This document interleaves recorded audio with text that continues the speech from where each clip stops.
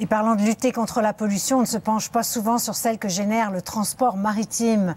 Une entreprise norvégienne a eu l'idée de mettre au point un traversier entièrement électrique. Le MF Ampère, qui navigue pour l'instant dans un fjord, pourrait bien faire école. Jean-François Bélanger. Des images de cartes postales, des paysages à couper le souffle. Majestueux, les fjords de Norvège découpent la côte ouest du pays, la transformant en une véritable dentelle de pierre. Avec un terrain aussi accidenté, les traversiers sont bien souvent ici le seul moyen de se déplacer. Omniprésents, ils font partie du mode de vie.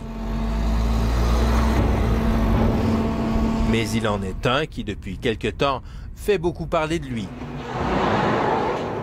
Le MF Ampère, premier traversier entièrement électrique au monde, un bateau à batterie. Navire ultra moderne, il fait la fierté de son capitaine. Il n'y a pas de bruit, pas de vibration. Et puis le mécanicien, dit-il, il est tout propre. Entré en service au printemps dernier, le MF Ampère traverse une vingtaine de fois par jour le majestueux Sognefjord entre Oppedal et Lavik, un trajet d'environ 6 km.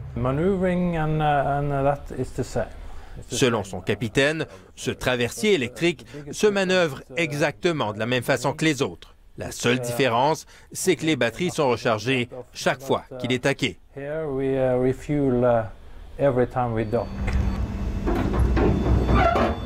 Le processus est maintenant bien rodé. 2 batteries situées sur les berges de chaque côté accumulent lentement l'énergie du réseau électrique qui est ensuite transférée d'un coup au navire lorsqu'il est accosté. La recharge complète prend moins de 10 minutes. Conçu et exploité par la compagnie Norled, le MF Ampère a nécessité beaucoup de recherche et de développement. Mais son patron en est convaincu, non seulement cette solution est écologique, elle sera aussi à terme économique. Le principal avantage est qu'on économise près d'1 million de litres de diesel chaque année, dit-il, ce qui représente 2500 tonnes de CO2 en moins dans l'atmosphère.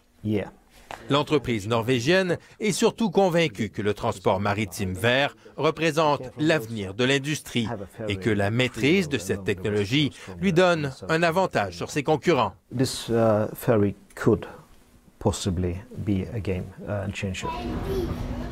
Un changement que semblent en tout cas apprécier les passagers. Peter Smørdal est sous le charme. C'est silencieux, ça nous permet de vraiment apprécier la nature et de bien voir le fjord, dit-il. Surtout qu'il n'y a pas de toit. Le principal défi de ce genre de technologie est bien évidemment l'autonomie des batteries. Pour l'instant, le MF Ampère est limité à des traversées de 6 km ou 20 minutes, ce qui est déjà beaucoup, plus que bien des traversées au Canada. Ici Jean-François Bélanger, Radio-Canada, entre Oppedal et Lavik, en Norvège.